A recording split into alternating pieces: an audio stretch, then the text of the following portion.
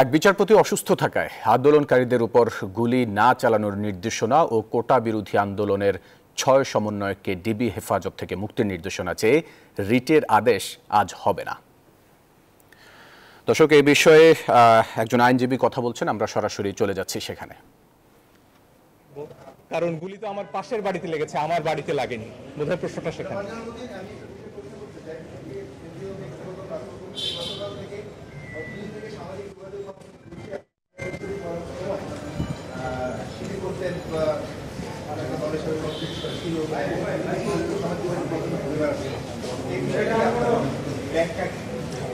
এই ব্যাপারে একটা কথা ব্যর্থহীনভাবে বলতে চাই, আমি কোনো সময় কোনো রাজনৈতিক দলের সাথে জড়িত ছিলাম না।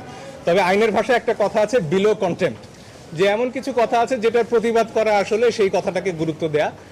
এটার ব্যাপারে একটা খুব সুন্দর, যেটাকে মিম বলা হয়, ভেসে বেড়াচ্ছে, যে একজন বলছেন, হার্ভার্ড বিশ্ববিদ্যালয়ে আমি মার্ক জাকারবার্গের সহপাঠী ছিলাম এবং তিনি ছাত্র শিবিরের একজন পদাধিকারী ছিলেন এবং তার মোটিভেশনাল স্পিচ শুনে এতজন সনাতন ধর্মাবলম্বী ধর্মান্তর করেছিলেন।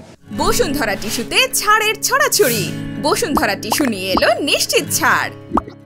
তো আমার মনে হয় এ যুগের তারুণ্য এই প্রশ্নগুলোর, এই কাদা ছোড়াছড়ির, এই কাউকে রাজাকার বলা, কাউকে শিবির বলা, কাউকে জামাত বলা, এসবের উত্তর দেওয়ার জন্য যথেষ্ট।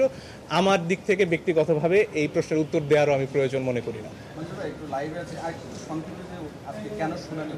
শুনানি হলো না কারণ একজন বিচারপতি অসুস্থ, সে কারণে আদালত বসতে পারে। ঠিক আছে, থ্যাংক ইউ।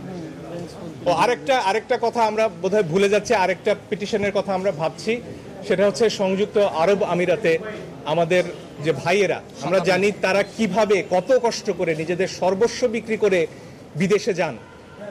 তারা সেখানে জানতেন যে আইন আছে, প্রতিবাদ করলে যাবজ্জীবন কারাদণ্ড হতে পারে, তারপরও তারা মাঠে নেমেছেন, তারা কারাবরণ করেছেন।